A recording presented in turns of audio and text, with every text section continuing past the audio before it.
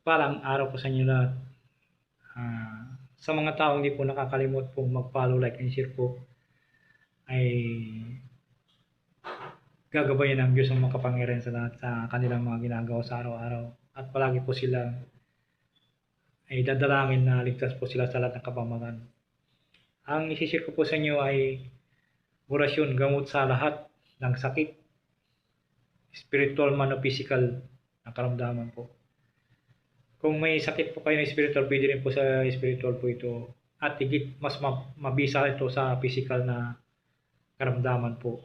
Basta tiwala lamang po kayo at magpursige po na manampalataya sa Diyos na makapangyarihan sa atin. Kakasi po sa inyo mga orasyon na ibabagay po sa inyo.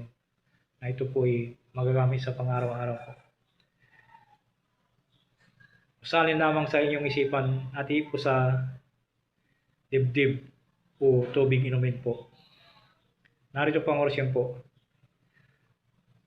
Nungkong kuram bantor. Nungkong kuram bantor. Itong bisis po salin at ipo sa inyong dibdib. O ipo sa isang basong tubig. Inumin po. Maraming salamat po.